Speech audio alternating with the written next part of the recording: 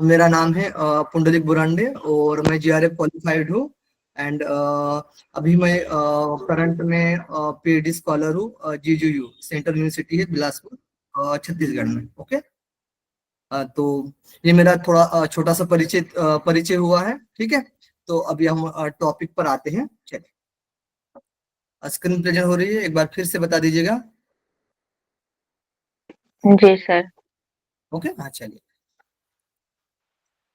Yes sir.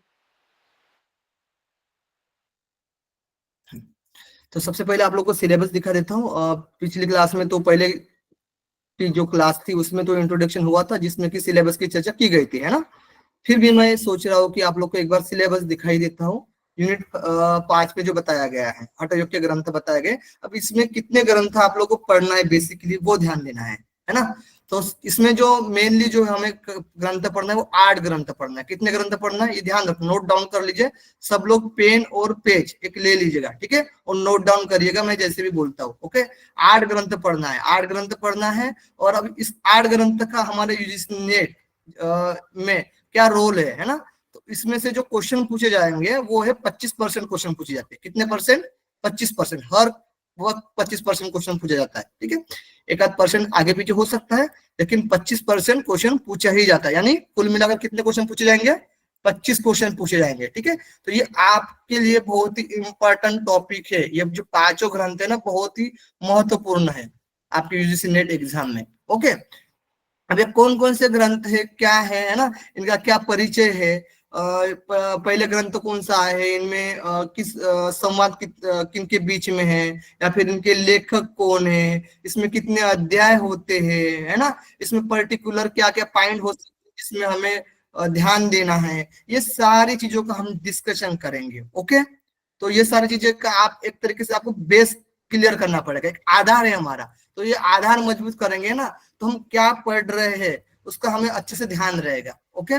देखिए अभी देखिए यहाँ पर सिलेबस में आपको दिख रहा है यही चीजें पढ़ना है। ठीक है। सिलेबस की बाहर की चीजें नहीं पढ़नी है। जैसे कि अब ये 8 ग्रंथ है, कौन कौन से 8 ग्रंथ है, तो जैसे कि योग बीज है, गोरख संहिता है, शिव संहिता है। ठीक है। यहाँ पर दिख रहा होगा आप लोग को शिव संहिता है, और वशिष्ठ संहिता है, सिद्ध सिद्धांत पद्धति है, हट प्रदीपिका है, हिरण संहिता है, और हट रत्नावली है। कितने हो गए बताइए? टोटल हो गए 8 ग्रंथ। ओके। 4 और ये 4, 8 ग्रंथ हो गए। 8 ग्रंथ हमारे पढ़ने हैं। 8 ग्रंथ में क्या क्या पढ़ना है हमें, तो किसी ग्रंथ में यम नियम बताया गया है तो यम नियम को पढ़ेंगे हम, जिसमें 10 यम नियम बताए गए। अभी जैसे शिव संहिता में 7 नियम बताए गए, यम नहीं बताए गए हैं, है ना। उस प्रकार से हमें यम नियम पढ़ना है। अब यम नियम के साथ और क्या पढ़ना है, तो शुद्धि क्रिया पढ़नी है ना। जो शट शुद्धि क्रिया बताई जाती है, जिसमें कहीं कहीं पर अष्ट शुद्धि क्रिया भी है। हट रत्नावली में अष्ट शुद्धि क्रिया का वर्णन बताया गया है जो हम लोग अभी पढ़ेंगे। ओके। तो षट शुद्धि क्रिया पढ़ेंगे हम लोग। उसके बाद अब देखिए हठयोग ग्रंथ में आसन, आसन पढ़ेंगे, है ना। किसमें कौन कौन से आसन बताए गए हैं, कितने आसन बताए गए, उसमें क्या क्या लाभ बताए गए हैं, ये सारी चीजें को हम लोग देखेंगे। फिर प्राणायाम देखिएगा यहाँ पर, है ना, सिलेबस में प्राणायाम है, प्राणायाम के बारे में पढ़ेंगे। उसके बाद देखिएगा बंध मुद्रा। ठीक है। इस तरीके से बताया गया है। ओके। बंध के बारे में भी पढ़ेंगे हम लोग और मुद्रा के बारे में भी पढ़ेंगे हम लोग। देखिए यहाँ पर एक घेरन संहिता में बताया गया, प्रत्याहार भी बताया गया, ध्यान भी बताया गया। तो कुल मिलाकर एक ध्यान रखना आप लोग, 8 ग्रंथ है ना, 8 ग्रंथ में जो भी चीजें दी गई है पूरे अध्याय में वो सारी चीजें पढ़नी है। आपको एक भी चीज नहीं छोड़नी है। ओके। नोट डाउन कर लीजिए। समझ में आ गए आप लोग को? बिल्कुल क्लियर? थम कर लीजिए। जिनको भी समझ में नहीं आ रहा हो वो पूछ सकते हैं। ठीक है। जब मैं बोलूंगा कि आपको किसी को कुछ भी डाउट हो तो आप पूछ सकते हैं क्वेश्चन, या फिर हैंड रेस करिए जिसको भी डाउट हो। ठीक है। उसके बाद मैं आपको पूछूंगा तो फिर आप जवाब देना। ओके। सबसे पहले देखिए हठयोग के ग्रंथ। ठीक है। अब इसमें मैंने सीक्वेंस लगाया है रचना काल के अकॉर्डिंग, यानी इनका काल क्या है ना, इसके हिसाब से मैंने सीक्वेंस लगाया है। ठीक है। उस तरीके से आप याद रखना, चीजें बहुत अच्छे से याद हो जाएगी, कोई दिक्कत नहीं। अब किन के बीच में संवाद है उसको देखेंगे हम लोग। फिर इनके लेखक कौन है इसके बारे में देखेंगे, है ना, किस ग्रंथ के कौन लेखक है, राइटर कौन है। अध्याय कितने हैं, किस ग्रंथ में कितने अध्याय बताए गए हैं, अध्यायों के नाम, यहाँ से भी क्वेश्चन पूछा जाता है, अध्यायों के नाम से भी क्वेश्चन पूछा जाता है। ये जो बता रहा हूं ना मैं इंट्रोडक्शन, उससे भी क्वेश्चन पूछा जाता है। और श्लोक कितने बताए गए, ठीक है, किस किस अध्याय में कितने कितने श्लोक बताए गए हैं वो भी लिखा है इसमें। चलो ओके, ये हमारा इंट्रोडक्शन हुआ। अब देखिए एक एक को देखेंगे हम बेसिकली। सबसे पहला जो ग्रंथ है ना हमारा वो है शिव संहिता, ठीक है। उसके बाद आता है योग बीज, उसके बाद सिद्ध सिद्धांत पद्धति, नेक्स्ट ग्रंथ है हमारा गोरख संहिता, उसके बाद वाला है वशिष्ठ संहिता, उसके बाद वशिष्ठ संहिता के बाद आता है हमारा हट्ट प्रदीपिका, ये ध्यान रखना। और हट्ट प्रदीपिका जो कि कल सर ने शुरुआत करी है, ठीक है, हट्ट प्रदीपिका की, और हम लोग अब करेंगे हट्ट रत्नावली की। तो इसका कॉपी है, हट्ट प्रदीपिका कॉपी कौन है, हट्ट रत्नावली है, कॉपी पेस्ट है, ठीक है, हट्ट रत्नावली, ध्यान रखना, नोट डाउन कर सकते हैं आप लोग। मतलब जो चीजें हट्ट प्रदीपिका में दी गई है एज इट इज, बहुत सारी चीजें जो हट्ट रत्नावली में बताई गई है, और जो आप हट्ट प्रदीपिका पढ़ रहे हो उसके बाद आप हट्ट रत्नावली कंटिन्यूली पढ़ोगे, है ना, तो आपका एक तरीके से रिवीजन होता जाएगा और चीजें बिल्कुल क्लियर होती जाएगी आप लोगों की। फिर है घेरन संहिता, क्या है, घेरन संहिता, ठीक है। अब मोटा सा एक परिचय में दे देना चाहता हूं, ये जो हठ योग ग्रंथ है ना, 8 ग्रंथ है ना, जब आप यूनिट 3 में जाओगे, योगोपनिषद जो बताए गए हैं वहां पर 8 उपनिषद वहां पर भी बताए गए हैं, तो उनसे ये रिलेट होती है चीजें। कभी भी आपको कंपेयर करना होगा ना, चीजों को कंपेयर करके याद करना पड़ता है, तो उन ग्रंथों से आप कंपेयर कर सकते हो इन ग्रंथों को, ठीक है, यानी योगोपनिषद और हठ योग के ग्रंथ, ठीक है, इस प्रकार से भी कंपेयर आप लोग कर सकते हैं, सिमिलर चीजें मिलती जुलती हुए। चलिए अब देखिए रचना काल क्या है, तो शिव संहिता का आदि काल माना जाता है, ठीक है, एग्जैक्टली काल नहीं बताया गया है, आदि काल कहा जाता है। योग बीज का भी उसी तरीके से आदि काल, ये दोनों ध्यान रखना, शिव संहिता और योग बीज। उसके बाद देखिए सिद्ध सिद्धांत पद्धति, गोरख संहिता, ठीक है, इनका जो काल माना जाता है 10वीं से 11वीं शताब्दी, ठीक है, अनुमान के तौर पर। फिर है वशिष्ठ संहिता जो कि 1150वीं शताब्दी, फिर उसके बाद है हट्ट प्रदीपिका जो कि 1400 से 1600 शताब्दी तक माना जाता है हट्ट प्रदीपिका का काल। फिर है हट्ट रत्नावली 1625 से 1695, ठीक है, शताब्दी तक हट्ट रत्नावली का काल माना जाता है। फिर घेरन संहिता सबसे लास्ट में जो ग्रंथ है ना वो है घेरन संहिता, ठीक है, इसमें कुछ मुझे लग रहा है 1800 में इसकी जो पांडुलिपि मिली थी घेरन संहिता की, ठीक है, तो 17वीं शताब्दी माना जाता है घेरन संहिता का काल। अब देखिएगा संवाद, संवाद देखिए किसके किसके बीच में है, तो देखिए शिव संहिता में जो है ना संवाद शिव और पार्वती जी के बीच में है। अब जो भी योग का जो भी ज्ञान बताया जाता है वो,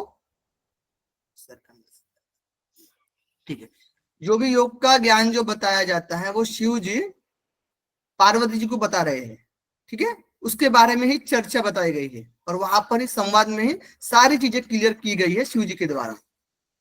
फिर योग बीज में भी उसी तरीके से शिव और पार्वती जी, ठीक है, यहाँ पर एक तरीके से क्वेश्चन आंसर वाला हो जाता है, ठीक है, पार्वती जी क्वेश्चन पूछती है और शिव जी उसका आंसर करते जाते हैं। बेसिकली किसी किसी ग्रंथ में 12 क्वेश्चन पूछे जाते हैं पार्वती जी के द्वारा, किसी किसी ग्रंथ में 13 क्वेश्चन पूछे जाते हैं, मतलब अलग अलग कुछ ग्रंथ है उसमें बताया जाता है, लेकिन 12 आप लोग ध्यान रखना, 12, ठीक है, क्वेश्चन पूछे जाते हैं पार्वती जी के द्वारा। सिद्ध सिद्धांत पद्धति में ऐसा कोई संवाद है नहीं, और गोरख संहिता में भी नहीं है ऐसा कुछ सवाल।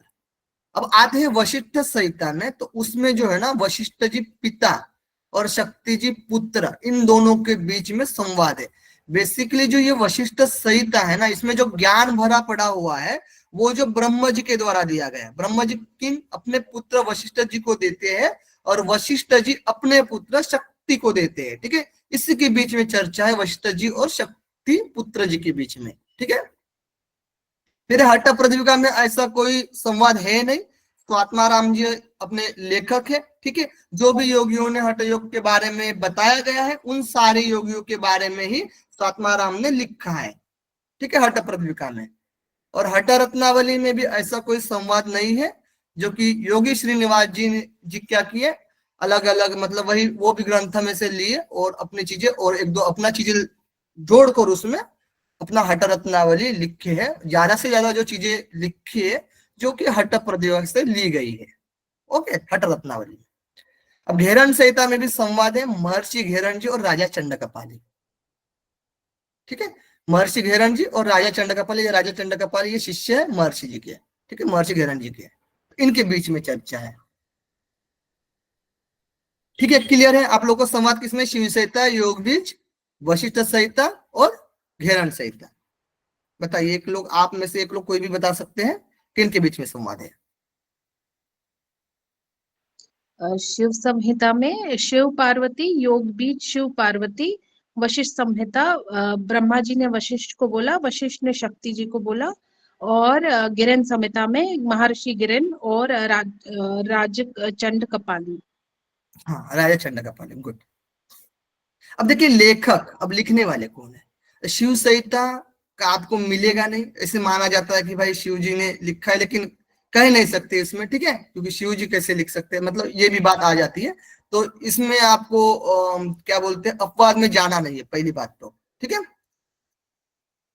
तो शिव संहिता का ऐसा कोई लेखक नहीं मिलता है। ओके, तो छोड़ देना इसको। अब योग बीज में क्या है, क्वेश्चन आया हुआ है, इसके लेखक कौन है? तो गोरक्षनाथ जी। क्वेश्चन आया हुआ है, यूजीसी नेट में पूछा गया है, तो इसका भी एग्जैक्टली क्लियर नहीं कह सकते कि गोरक्षनाथ जी है, लेकिन क्वेश्चन भी उस तरीके से पूछा गया था और इसका आंसर भी इन्होंने गोरक्षनाथ दिया गया है, इसलिए हम इसको मानकर भी चलना पड़ेगा गोरक्षनाथ जी। ठीक है, और कई कई ग्रंथ में बताया जाता है कि योग बीज की जो लेखक है वो है गोरक्षनाथ जी। तो आपको ये मानकर चलना है कि गोरक्षनाथ जी योग बीज के लेखक है। ओके ना? उसी तरीके से सीधा सिद्धांत पद्धति और गोरख संहिता के भी लेखक कौन है? गोरक्षनाथ जी। और हठयोग के जो ज्यादा से ज्यादा ग्रंथ जो देखने में आते हैं वो गोरक्षनाथ जी के ही देखने में आते हैं। ओके, बहुत से ग्रंथ है, ये 8 ही ग्रंथ नहीं है, बहुत से ग्रंथ है, लेकिन हमारे यूजीसी नेट में 8 ग्रंथों को मान्यता दी गई है। फिर है वशिष्ठ संहिता, जिनके लेखक है वशिष्ठ जी खुद है। फिर है हट्ट प्रतिभा के जो लेखक है वो सातमाराम जी है। और हठ रत्नावली का लेखक जो है वो है योगी श्रीनिवास जी। और घेरन संहिता के जो लेखक है वो महर्षि घेरन जी है। Okay, clear? आप में से कौन बताएगा लेखक के बारे में? सर मैं बताती हूँ। हाँ जी, बताइए बताइए। सर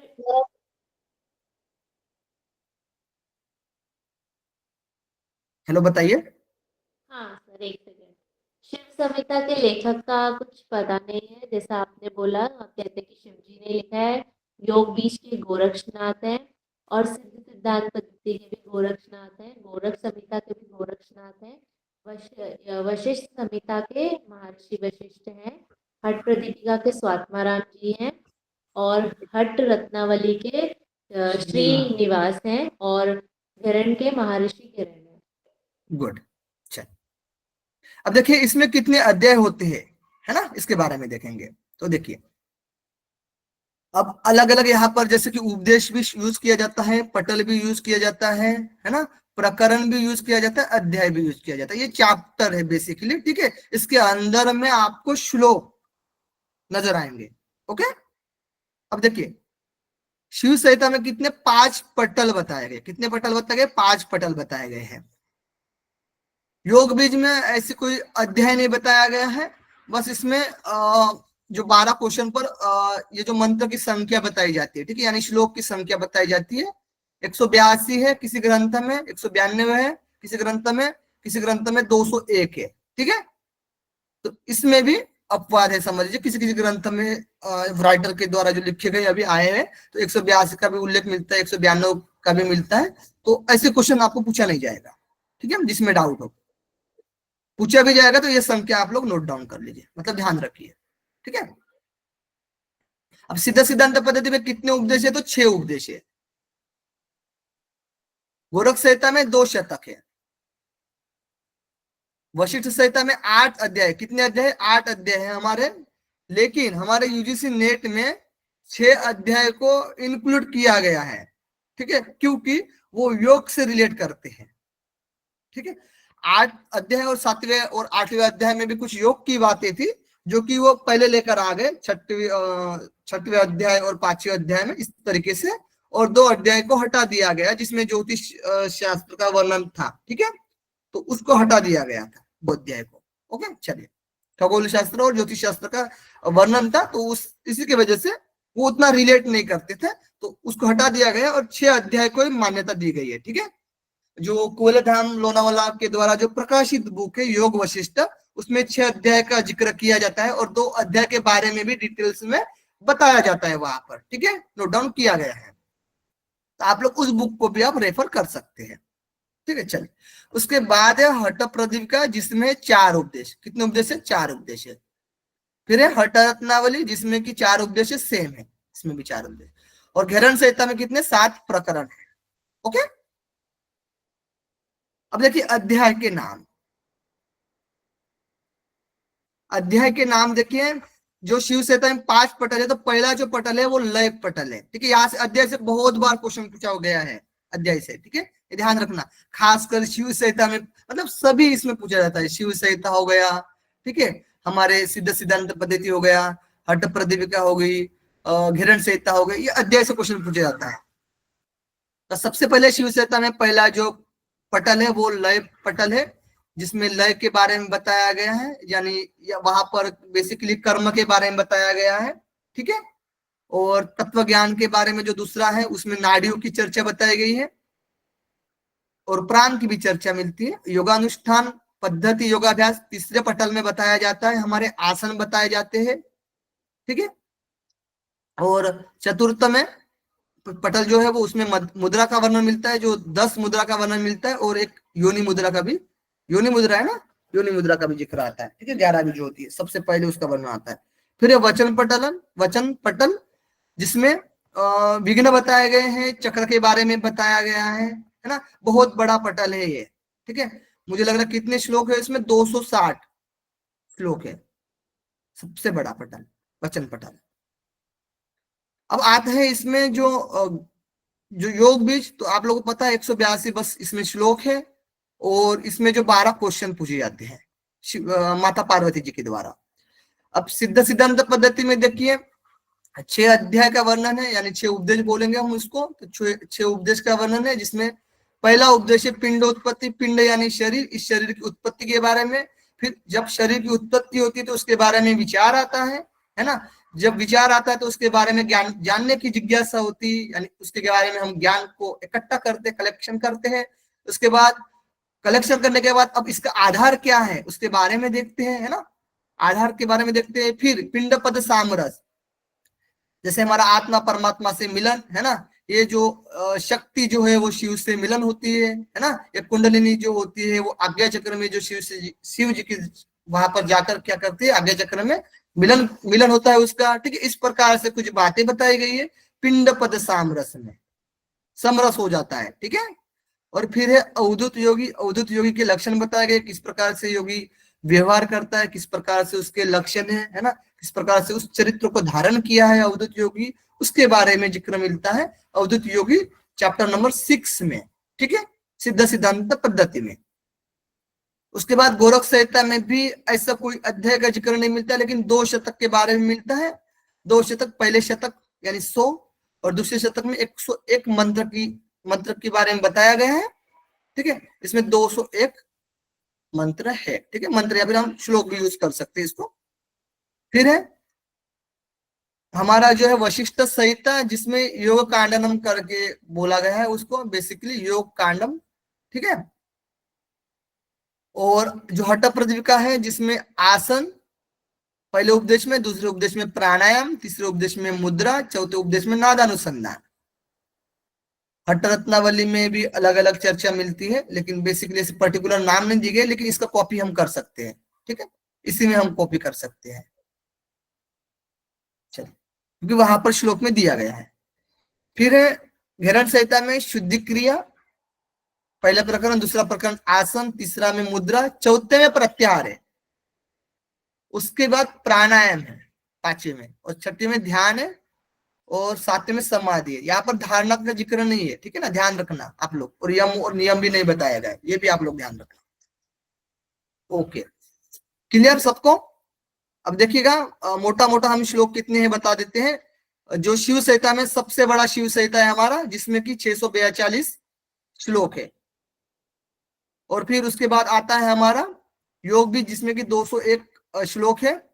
सिद्ध सिद्धांत पद्धति में 359 श्लोक है। और उसके बाद आता है हमारा गोरख संहिता, जिसमें 201 श्लोक है। उसके बाद वशिष्ठ संहिता 535 श्लोक बताए गए हैं। और हमारा जो हठ प्रदीपिका है उसमें 385 श्लोक है। और हठ रत्नावली में 400 श्लोक है। और हिरण संहिता में 353 श्लोक है। Okay, clear? बताइए, इसमें किसी को कुछ डाउट है? सर ये मुझे पूछना था। यस, पूछिए। सर इसमें वशिष्ठ संहिता में 8 अध्याय बताए हैं, उसके नाम नहीं है? नहीं नहीं, योग कांडनम करके शब्द यूज किया गया है, उसके नाम नहीं दिया गया पर्टिकुलरली, ठीक है ना? और इसमें गोरख संहिता में जो 2 शतक हैं उसके नाम? उसके भी नहीं, नाम नहीं। शतक यानी 100, ओके, यानी 100 श्लोक का वर्णन दिया गया है। जी thank you.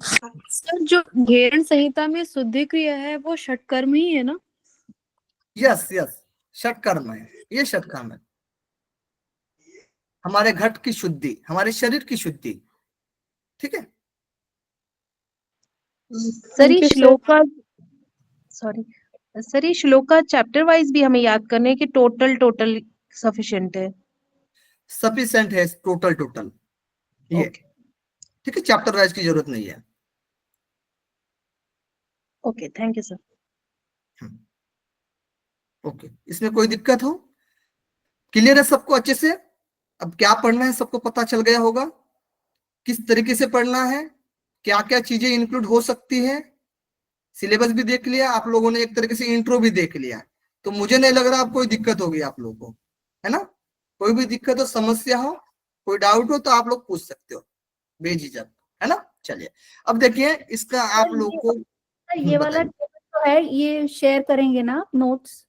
Yes yes, okay, मिल जाएगा, ठीक है। हाँ, जी। अब देखिए आप लोग का काम है, अभी आप लोग का काम क्या है? अब ये जो क्वेश्चन है ना, वो सवाल करने का आप लोग का काम है।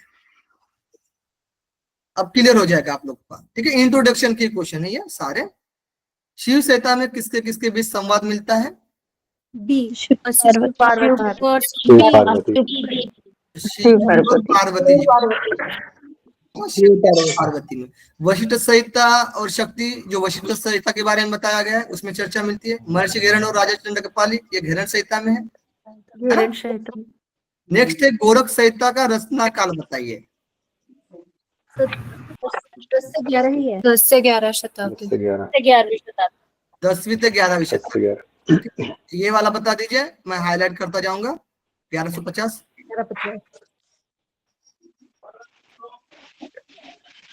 बताइए जल्दी से, इसमें बताया गया है।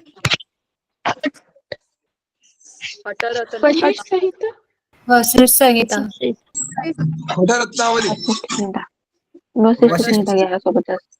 ये वाला किरण संहिता। हट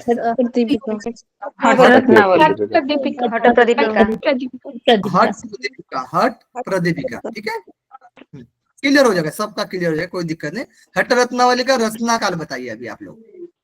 1625 से 1625 1695 शताब्दी। 17वीं शताब्दी,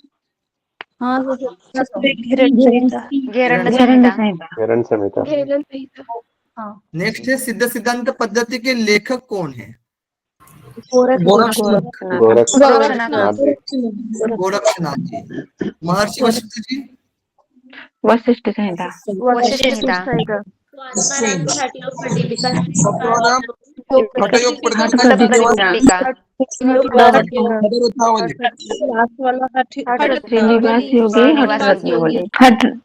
okay okay okay. Srinivas ji, Hatha Ratnavali.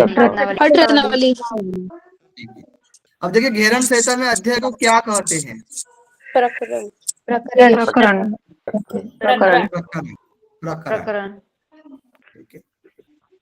चलो सिंगल सिंगल ही पूछूंगा, ठीक है। आप लोग देखिए, हट रत्नावली के रत्नाकर कौन है? श्रीनिवास योगी। श्रीनिवास योगी। श्रीनिवास योगी भट्ट। नेक्स्ट है वशिष्ठ संहिता और सॉरी वशिष्ठ जी और शक्ति के बीच संवाद का वर्णन किस हठयोगी ग्रंथ में मिलता है? वशिष्ठ संहिता। वशिष्ठ संहिता। वशिष्ठ संहिता। शिव संहिता में शिव पार्वती। योग बीज में शिव पार्वती। सबको याद हो गया, कितना आसान है ना। हठ प्रदीपिका में कितने उपदेश हैं? 4। 4 उपदेश। ये 6 वाले किस में आएंगे? अच्छे आएंगे सिद्ध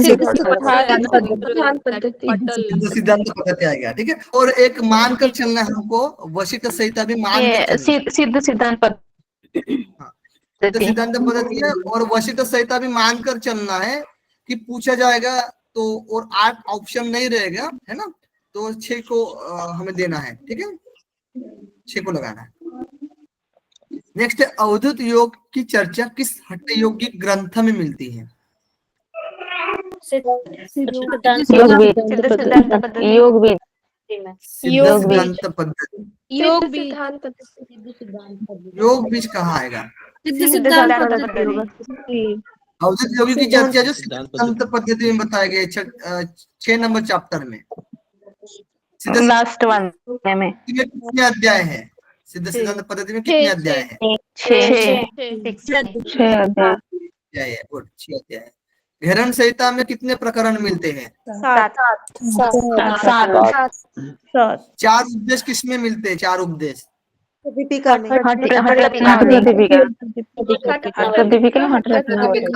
हठ प्रदीपिका और हठ रत्नावली में मिलते हैं। 8 अध्याय किस में मिलते हैं? वशिष्ठ संहिता। और 3 किसी में नहीं। सिद्ध सिद्धांत तो किसी में नहीं। वशिष्ठ संहिता में कितने अध्याय हैं? 8 अध्याय है। किस हठ योगी ग्रंथ में अध्याय को शतक कहा गया है? गोरख संहिता।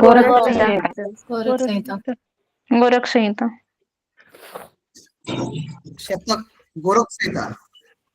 गोरख संहिता 201 श्लोक का वर्णन दिया गया है गोरख संहिता में। Yes sir. गोरखनाथ किस हठयोगी ग्रंथ के लेखक है? योग भी सिद्धांत पद्धति गोरख संहिता। गोरख संहिता। इनमें से सभी सिद्धांत पद्धति, गोरख संहिता और योग बीज, इन तीनों के जो लेखक है वो गोरक्षनाथ जी है। ओके, नेक्स्ट क्वेश्चन है हमारा, घेरन संहिता के किस अध्याय में प्रत्याहार का वर्णन मिलता है? घेरन चौथे अध्याय में। चौथे अध्याय में मिलता है। सिद्ध सिद्धांत पद्धति के अध्याय में शामिल नहीं है। पिंड गोला। ये क्या हो गया? पिंड गोला नहीं है ना। Yes sir. किसके अध्यायों को उपदेश कहा गया है? हठ प्रदीपिका और हठ रत्नावली। सभी आएगा। सिद्ध सिद्धांत पद्धति में लिखा गया है नो उपदेश। सर। किसके अध्याय को उपदेश कहा गया? उपदेश तो इनमें से सभी ऑप्शन डी। उपदेश 2 में 3 में, तीनों में है ना? तीनों में है। सभी होगा आंसर सर। सभी में होगा सर। सभी है। उपदेश। ओके, क्लियर हो गया अभी? तीनों में सिद्ध सिद्धांत पद्धति, हठ प्रदीपिका और हठ रत्नावली उपदेश का। शिव संहिता में कितने पटल है? 5 पटल है। 5। नेक्स्ट है शिव और पार्वती के बीच संवाद का वर्णन किस हठयोगी ग्रंथ में मिलता है? शिव संहिता।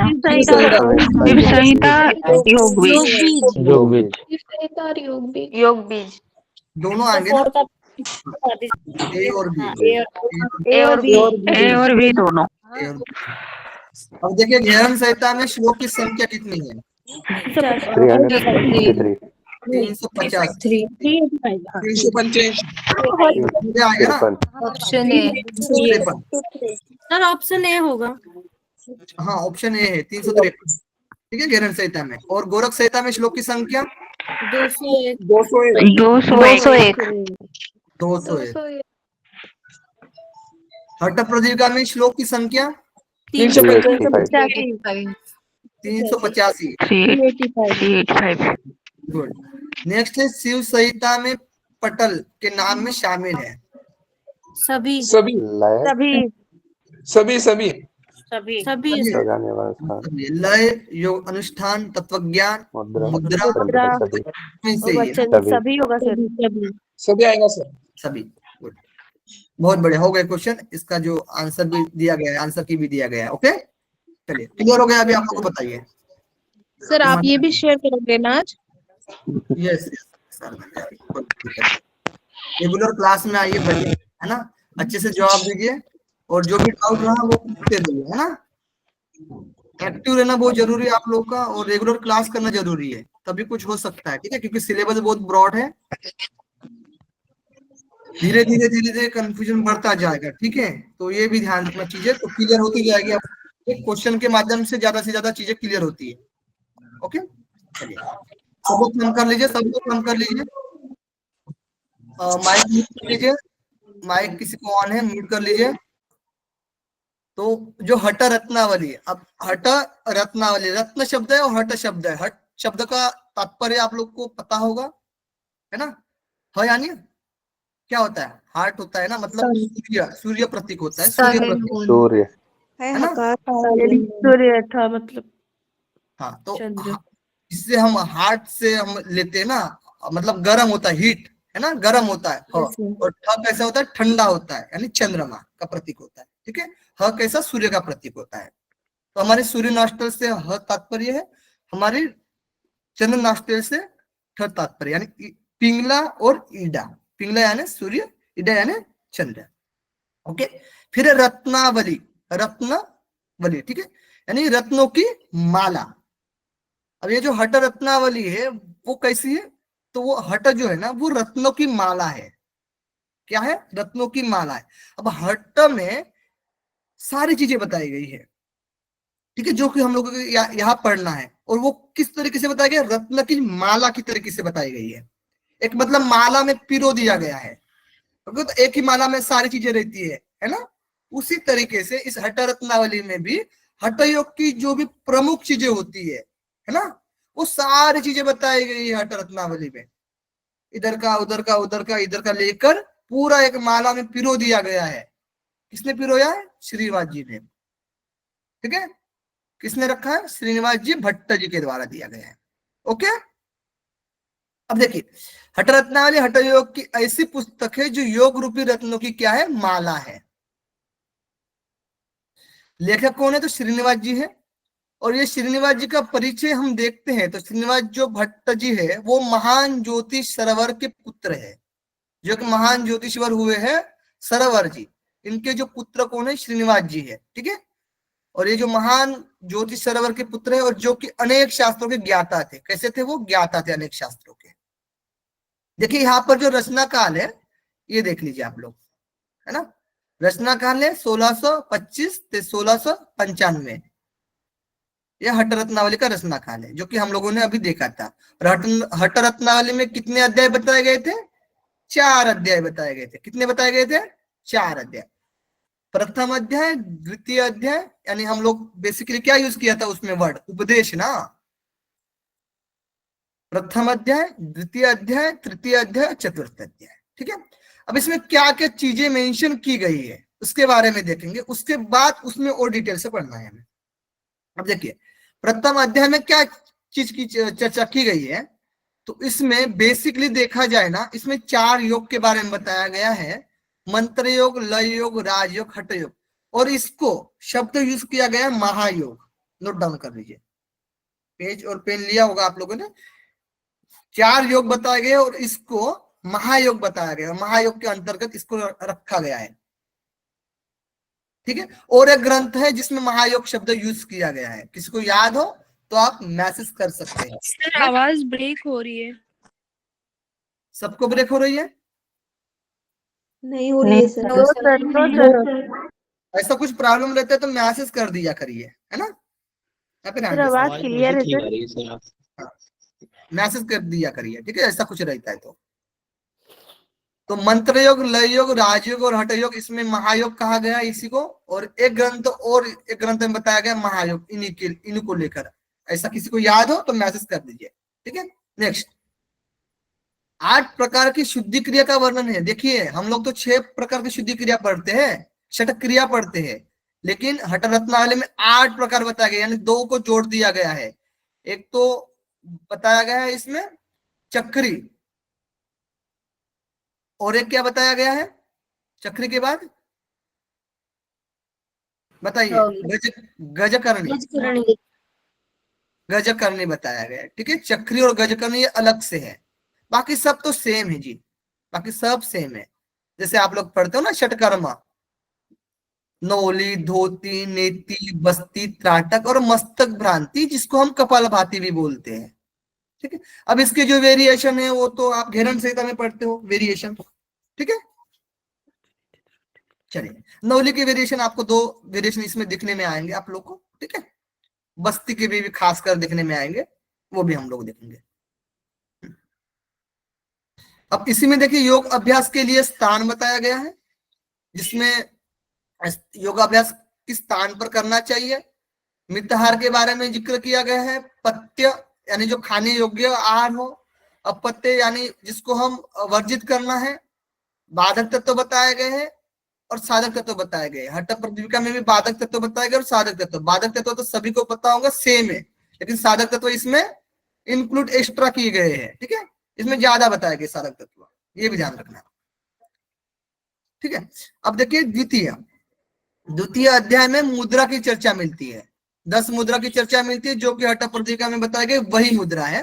महामुद्रा, महाबंध, महावेद, उड्डयन बंध, जालंधर, मूल बंध, जालंधर बंध, फिर विपरीत करनी, वज्रोली, शक्ति चालिनी और खेचरी। इस प्रकार से 10 मुद्रा की चर्चा मिलती है। अब यहाँ पर 9 कुंभक बताए गए, एक एक्स्ट्रा ही कुंभक बता दिया गया, ठीक है।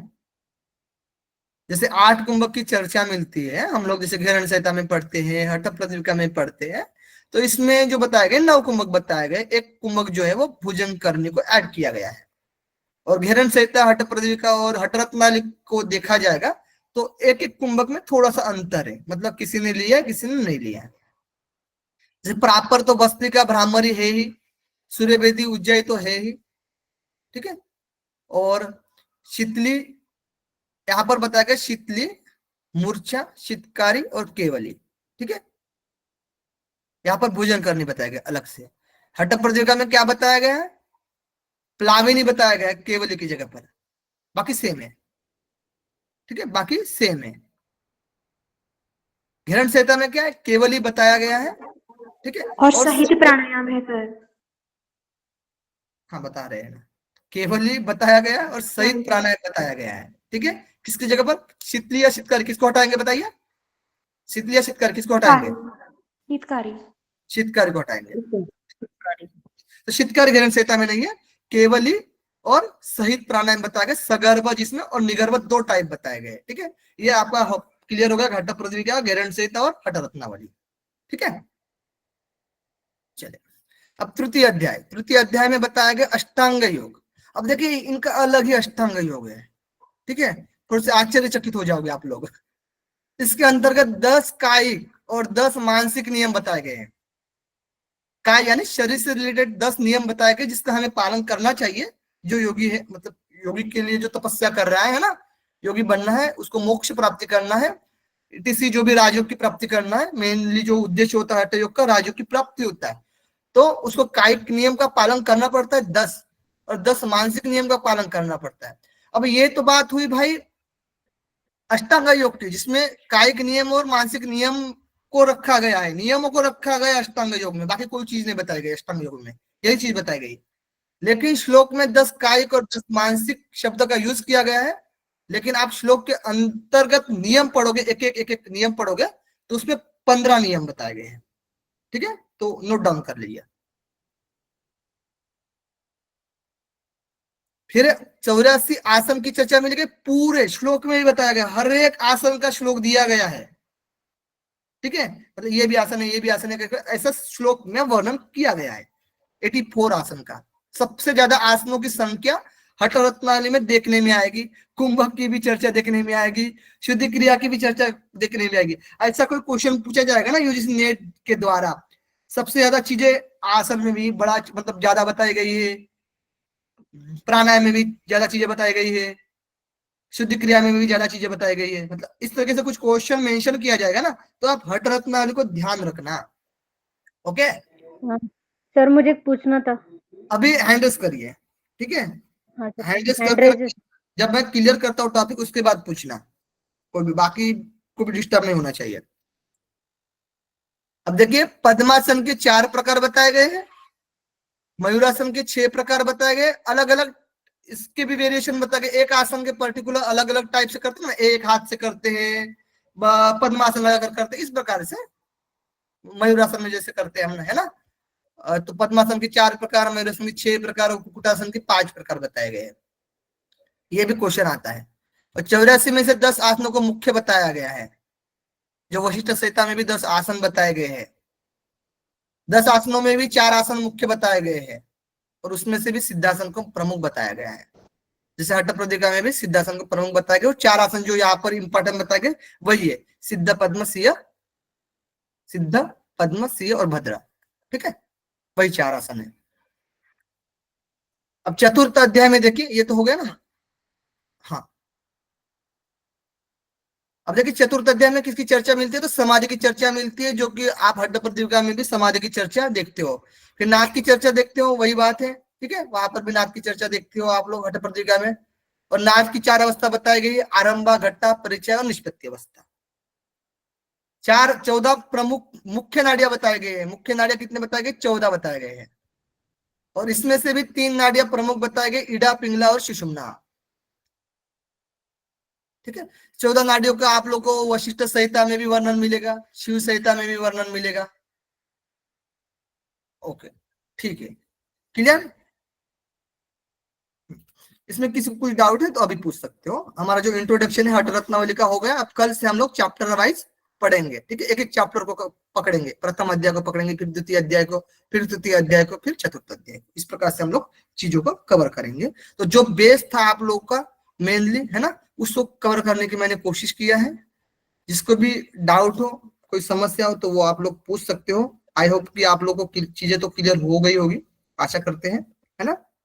हाँ मेघा जी, आपका कुछ क्वेश्चन था, आप पूछ सकते हैं। हाँ, सर यहाँ पे कायिक नियम मतलब कायिक का शरीर, मतलब समझा सकते हैं? कायिक यानी शरीर, काया यानी शरीर, ओके, कायिक मतलब शरीर। शरीर, हाँ, काया मीन्स शरीर होता है, ठीक है। Okay, okay, thank you sir. शारीरिक कर्म, शारीरिक उसमें जो नियम बताए जाते हैं, ठीक है।